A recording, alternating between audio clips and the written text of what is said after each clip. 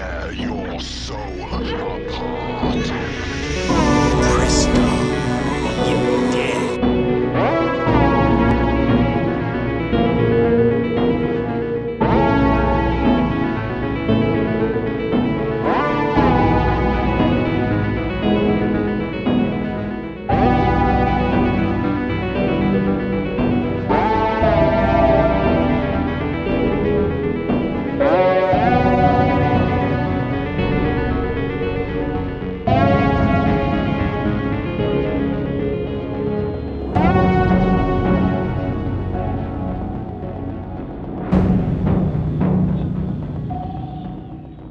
Bonjour mes amis, j'espère que vous allez bien. Aujourd'hui, une nouvelle vidéo rétrospective avec mon frère David. Comment vas-tu mon frère? Super, la pêche. Aujourd'hui, nous allons vous parler de deux acteurs qu'on affectionne tout particulièrement, des acteurs des années 70-80 français, Gérard Lanvin et Bernard Giraudot. Alors pourquoi Gérard Lanvin et Bernard Giraudot? Parce que à l'époque, ces deux acteurs étaient des stars montantes, c'était des jeunes loups de la nouvelle vague française.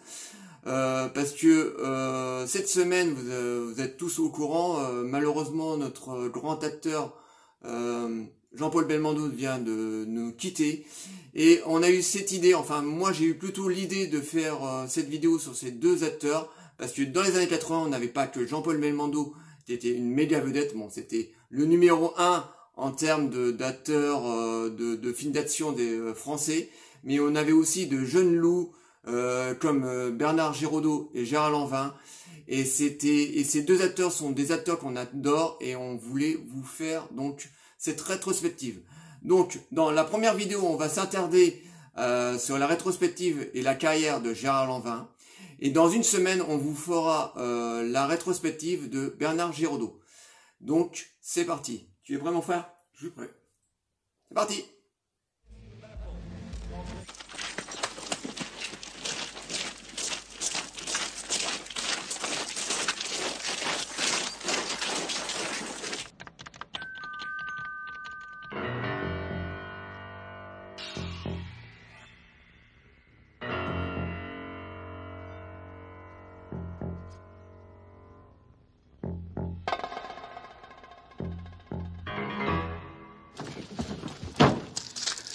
Bouge pas!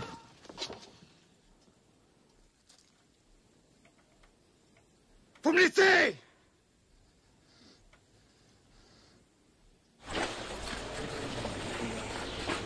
Salut. Bon, on va vous déballer sur combien de mètres là? 4 mètres, je fais de la pompe, je me suis mis près de la porte, ça m'arrangerait. 4 mètres. Bon, c'est d'accord, c'est pour toi. Oh, dis donc, tu fais de la pompe, toi? Moi aussi. Alors, tu restes pas là, hein, je suis à l'année, moi, ici. Et alors, parce que tu fais de la pompe, moi je meurs de faim, c'est ça? Appelle ta mère que je te recommence, toi, Charlot, va. Non, mais... Où il va, celui-là? Les provos. Des minables. Ouais, et ça? Du caca de toutou, peut-être? On n'est pas équipé pour loger la racaille. Il y a déjà foule ici. Un vrai cirque. C'est pour nous que tu dis ça? Parce que la BT, elle t'emmerde. En plus, t'as fait une connerie. Faute professionnelle. Cul-de-sac. Bon, maintenant, il faut retrouver ce type. Quel type? Celui qui gueulait à la provo. Mais tout le monde gueulait! Gérard Lanvin est un acteur qui est né en 1950 à Boulogne-Billancourt. Il est issu d'une famille bourgeoise. Ses parents, au début, voulaient qu'il s'oriente vers les droits, mais le jeune Gérard est très vite passionné par le cinéma et le théâtre. Il rêve de devenir acteur. Il abandonne ses études à l'âge de 17 ans et très rapidement, il commence à faire des cours de théâtre dans le dos de ses parents. Parce que à l'époque, quand tu disais que tu voulais faire ta carrière dans le théâtre et dans le cinéma, t'étais un saltimbanque, c'était pas très bien vu. Mais il décide autrement, il commence à faire du théâtre. Mais nous sommes à la fin des années 60, début des années 70. Gérard Lanvin est obligé de manger, voilà, est obligé de travailler pour vivre. Il commence à faire des petits boulots. À un moment, il est forain. Il commence à être aussi vendeur sur les marchés aux puces à Saint-Ouen. Très rapidement, sur le marché de Saint-Ouen, il va rencontrer deux personnages qui vont être très importants dans sa carrière d'acteur. Il va rencontrer Miu Miu et Coluche. Auprès de Coluche, il va apprendre énormément. Coluche va le faire entrer dans le monde du café-théâtre.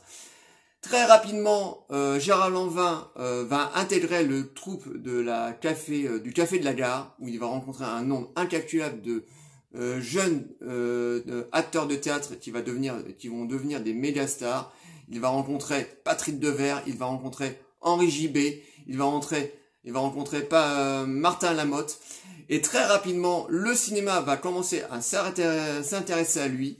Il commence à jouer des petits rôles, par exemple dans le film Vous n'aurez pas l'Alsace et la Lorraine avec son copain Coluche, où il joue le rôle d'un chevalier blanc qui passe son temps à chanter pendant tout le long du film, donc une petite comédie sympathique. Burlesque aussi. Voilà.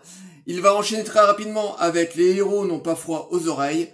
Il va enchaîner aussi avec le choix des armes. Un très bon polar avec Depardieu, hein, où il fait le rôle d'un jeune flic qui enquête sur un propriétaire de chevaux, comme ça, qui aurait commis un meurtre. Donc un excellent film. Et en 82, là, Gérard Lanvin va avoir droit à son premier grand rôle qui va complètement faire exploser sa carrière.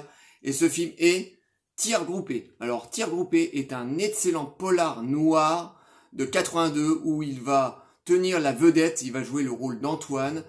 En face de lui, il va avoir une très jeune, comment ça s'appelle, Véronique Jeannot, excusez-moi, j'avais oublié son nom. C'est un film qu'on adore, David et moi. Donc nous suivons les aventures d'Antoine, un jeune de 30 ans qui est vendeur sur les puces de Saint-Ouen. Tiens, par exemple, ça nous fait rappeler le début de sa carrière. Donc ce jeune homme vend tranquillement ses fringues sur les puces. Et un jour, il va croiser la route de Karine, donc le personnage joué par Véronique Jeannot. Ces deux jeunes vont tomber fous amoureux. On va avoir droit à une très très belle histoire d'amour, jusqu'au moment où Karine, un début de week-end, part chez ses parents, va se faire agresser dans le métro. Elle va se faire agresser et elle va être tuée. À ce moment-là, le monde d'Antoine va complètement se désagréger. Il va être profondément meurtri par la mort de sa compagne. L'enquête de la police va s'enliser très rapidement et à ce moment-là, Antoine va décider de faire justice soi-même. Il va décider de pourchasser les meurtriers de sa petite amie et il va passer le cap de non-retour. Donc c'est un polar qu'on adore, David et moi, voilà, c'est de loin un de ses meilleures prestations. Après ce film, Gérard Lanvin va devenir une méga star. C'est un film qui est profondément sombre, à la fois très beau, surtout dans sa première partie de film, parce que le réalisateur s'attarde très longuement sur ses personnages, donc le personnage d'Antoine, joué par Gérard Lanvin, et de Karine, jouée par Véronique Jeannot. Voilà, donc il prend son temps pour instaurer ses personnages. Il prend aussi son temps sur l'histoire d'amour, parce qu'on a droit à une vraie histoire d'amour, vraiment très très belle. Voilà, ces jeunes qui se rencontrent, qui tombent perdument amoureux. On a une histoire d'amour comme ça qui commence à s'enchaîner, voilà. Donc on voit ces jeunes qui sont très amoureux, jusqu'au moment où Karine va se faire agresser et va se faire tuer. Et à ce moment-là, on rentre complètement dans un polar noir, un peu le style des polars des années 60-50. Voilà. Le film est très très bien shooté. On a une très très belle musique. D'ailleurs, la musique de qui? Alors là, aucune idée. On l'a pas. On l'a pas. Ah, on l'a pas. Voilà, une des BO qu'on n'a pas. Mais on a une très très belle musique comme ça au saxo, voilà, typique, très mélancolique et par moments très très lourde. Voilà. Très jazz, on va dire. Ouais, très jazzy, qui accompagne vraiment très très bien ce film. C'est un film qui est vraiment très très dur, voilà, surtout dans sa deuxième partie de film, parce que Antoine vraiment est dévasté par la mort de sa compagne, voilà, qui est vraiment très triste. Il va s'apercevoir que l'enquête policière va s'enliser très rapidement. Oui, j'avais oublié aussi, dans le film, on a Michel Constantin qui joue le rôle de l'inspecteur, qui est vraiment très très bon. Bon, on avait un Michel Constantin qui arrivait en fin de carrière, donc un petit peu vieillissant, mais qui est très très bon dans le rôle de cet inspecteur. Et toi, qu'est-ce que tu as à en dire sur le film? Bah moi, je dirais que ce film est une sorte de film à la Melville des années 60, polar noir comme ça, et en même temps c'est un survival, hein, parce que c'est pas aussi c'est quelqu'un qui se venge de toute manière, hein, qui fait justice lui-même. Et donc le film est une sorte de vaudeville dans un premier temps, avec ces flashbacks. On voit cette histoire d'amour racontée en flashback. Et en même temps, on n'est pas loin aussi de Jean-Pierre Mocky aussi, hein, dans une structure assez violent, assez noir. On est vraiment on est à la fois dans un cinéma assez moderne des années 80 et en même temps dans un vieux film polar des années 50. Donc tout ça se marie parfaitement. Et moi je reviendrai surtout sur la scène du viol qui est terrible, hein. C'est terrible de réalité.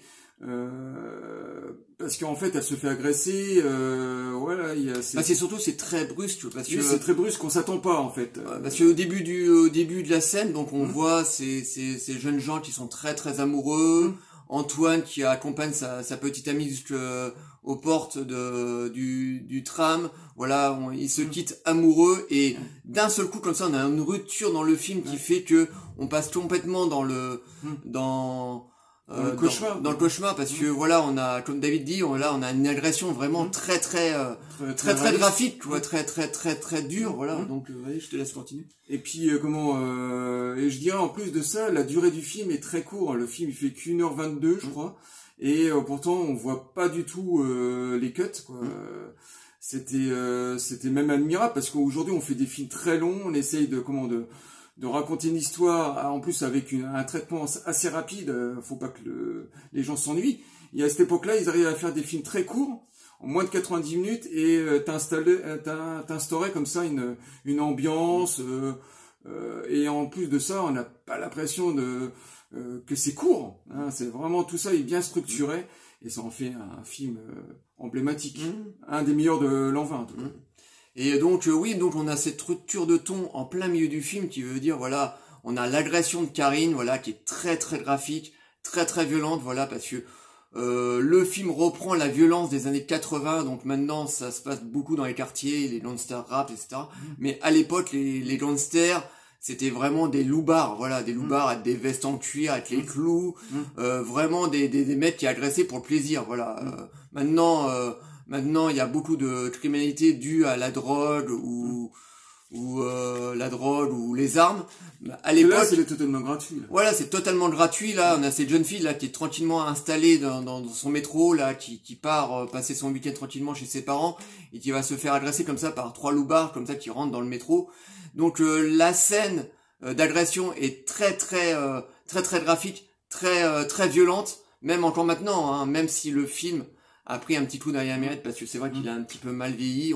Côté 80, quoi. On a le gros côté 80 qui plane au-dessus du film, donc le film n'a pas très bien vieilli, mais ça n'enlève pas toute la force qui est ce film, voilà, le récit, la mise en scène, même si la mise en scène est assez classique, parce qu'il ressemblait à beaucoup de films de l'époque. On a l'impression que c'est un peu du Charles Bronson par moment. Oui, c'est un film de vigilante en fait, hein, voilà. Vigilance, voilà, donc on a un film qui a un peu mal vieilli. C'est vrai que maintenant qu'on le revoit, voilà, c'est estampillé années 80, mais on a comme ça une violence très âcre comme ça. Donc dans un seul et même film, donc on a 2 films dans un. Voilà, et dans la deuxième partie du film, donc là on a Antoine, on voit le personnage d'Antoine, qui est complètement dévasté. Gérard Lanvin le joue tellement bien, à un moment il joue la tristesse, mais d'une force. On a l'impression qu'il est habité par ce personnage, voilà, qui a perdu sa petite amie et qui va au fur et à mesure partir dans une quête de vengeance. Et quand je vous dis une quête de vengeance, on n'est pas dans une petite quête de vengeance. Il va carrément acheter un flingue pour aller carrément les massacrer dans le quartier. Donc c'est un film vraiment qui est vraiment très bien. Le film va sortir au cinéma, va tout de suite rencontrer son public, ça va être un énorme succès pour Gérard Lanvin. À ce moment-là, sa carrière décolle complètement. 2 ans plus tard, il va enchaîner avec un autre gros succès. Alors là, il est placé dans les nouvelles stars françaises. Donc 2 ans plus tard, il va enchaîner un film avec Michel Blanc, qui est Marche à l'ombre, une comédie qu'on adore, David et moi. Voilà, c'est un film réalisé par Michel Blanc, écrit par Michel Blanc, les dialogues sont ciselés, on se marre à chaque coup qu'on le voit. C'est burlesque, c'est social, c'est tout ce qu'on veut. Voilà, c'est un excellent film. Encore une fois, ça va être un méga succès. Gérard Lanvin va encore exploser. Et 1 an plus tard, il va jouer dans un film avec son rival de l'époque. Enfin, c'était pas vraiment son rival, c'est plutôt les journalistes qui les disaient rivaux, mais en fait, les deux acteurs s'entendaient très très bien dans la vie. Mais bon, c'était un peu la mode dans les années 80, comme était le cas en Amérique avec Sylvester Stallone et Schwarzenegger. On les disait rivaux, mais en fait, les deux acteurs s'apprécient énormément en coulisses. Donc, c'était la même chose pour Gérard Lanvin et Bernard Giraudot. Donc, on les confrontait en tant que rivaux, mais en fait non, pas du tout. Donc ils vont jouer dans l'excellent film de Patrice Lecomte, Les Spécialistes, un excellent film d'action. Et toi, qu'est-ce que vous voulez dire après? Et après, il aura toute une seconde partie des années 80 où il fera plein de petits polars. Il y aura un film qui passera un petit peu inaperçu, mais qui sera pas extraordinaire. Je l'ai vu qu'une fois, c'était il y a une dizaine d'années. C'est Ronde de nuit, un polar très très sombre qui se passe dans à Pigalle, dans les clubs. Donc 2 flics, un qui est complètement désabusé, un vieux flic fatigué, interprété par Eddie Mitchell, et un jeune flic, un jeune loup. Qui est là pour faire toutes ses preuves, et ils vont enquêter sur des meurtres dans un club en particulier. Celui-là, le film était très sombre, pareil, un film à Melville, style années 50, 60, mais pas extraordinaire, donc assez inaperçu. Et un deuxième polar qui fera en 89, vraiment à la fin des années 80, qui sera excellent. Celui-là, ce sera Saxo. Alors celui-là, je peux vous conseiller parce que c'est un excellent film qui est passé complètement inaperçu, qui n'a pas eu de succès du tout. Donc là, c'est un mélange de polar, thriller, voilà. Et on suit les aventures d'un producteur de disques qui essaye de percer à travers la musique. Et puis il tombe sur un groupe de blues rock, on va dire, de groupe de jazz, rock, non, plus de blues quand même. Et il tombe totalement amoureux de ce groupe et il veut absolument les produire, et il ira jusqu'au bout, jusqu'à la folie, pour produire ce groupe. Malheureusement, il y aura une histoire de tueur en série, hein. Je vous raconte pas toute l'histoire si vous voulez le découvrir. Il y aura une histoire de tueur en série et c'est extrêmement super parce que bon, voilà, c'est haletant du début à la fin, et en plus sur une structure très courte de 90 minutes. Donc c'était son dernier polar des années 80. Et après, par la suite, dans les années 90, il va s'orienter plus vers le cinéma d'auteur. Il va tourner pour Lelouch, par exemple. Il va faire plus de films dramatiques, sentimentaux. Et ensuite, dans les années 2000, Camping, voilà, il va faire des grosses comédies qui tâchent. Il sera plus en fin de carrière et il va cachetonner, hein, comme tous les copains d'ailleurs. Mais bon, Lanvin reste un très grand acteur et il continue de temps en temps à nous sortir des très bons rôles dans des grands polars encore. Hein, on l'a vu dans Le Dernier Marshall, par exemple. On l'a vu aussi dans... Qu'est-ce qu'on a vu aussi Mea Culpa aussi. Oui, non, oui, non, il joue pas dans Mea Culpa. Désolé, ça c'est Gilles Lelouch et Vincent Lindon. Non, il a joué dans un film avec le Lelouch. Enfin bon, si je retrouve le nom du titre, il a fait des polars. Je vous le marquerai en bas de la page. Mais bon, voilà, dans les années 2000, il a enchaîné des petits rôles dans plusieurs petits polars assez sympathiques, parce que nous on est des gros fans de polars de différentes époques, voilà, de beaucoup de polars français, voilà, on aime aussi beaucoup de films d'action américains, mais voilà, c'est différent de ce que fait les Américains. Donc Gérard Lanvin a eu quand même une très très belle carrière, très prolifique dans toute cette période, donc fin des années 60, 70, 80, 90 et 2000. Donc c'était important pour nous de remettre en lumière la carrière de ce grand acteur qui est Gérard Lanvin, parce que malheureusement dans le monde du YouTube Game, on parle très très peu des acteurs français. On parle beaucoup d'acteurs américains, de réalisateurs américains, mais très très peu d'acteurs français et de réalisateurs français. Et nous, vous le savez très très bien, sur notre chaîne, on adore parler de cinéma français, parce que le cinéma français est très important dans le monde du cinéma. Voilà, on a fait énormément de très bons films, on a eu de très très bons acteurs. Donc on a voulu profiter un petit peu, entre guillemets, de la semaine de la mort de Jean-Paul Belmondo, qui est malheureux, qui est tragique. Bon, il est mort à 88 ans, il a une bonne carrière, il a une bonne vie. Mais ça nous a permis à nous de mettre un petit peu en lumière deux acteurs qu'on adore. Donc dans cette première partie, Gérard Lanvin, qui est un acteur qu'on adore. Donc j'espère que cette petite vidéo vous aura plu. Attends. Oui. Je voulais rajouter aussi, on n'a pas parlé du prix du danger aussi. Les prix de... Oui, du prix du danger. Oui, un prix très du bon. danger. Ouais, donc on va peut-être rajouter un tout petit peu. Un excellent film fantastique, on va dire, qui se passe dans un futur proche, où la télé-réalité dans ce film est la réalité d'aujourd'hui, quoi, en fait. Hein. Et c'est un excellent film parce qu'en plus il y a Piccoli qui joue dedans, qui fait le rôle du présentateur totalement qui cabotine, qui est extrêmement voilà, il est atroce dans le film, tout simplement. Et Gérard Lanvin fait le rôle de ce candidat qui est prêt pour une grosse somme d'argent à risquer sa vie. Donc celui-là on l'avait oublié et il est très important dans la carrière de Lanvin. C'est son deuxième gros succès après.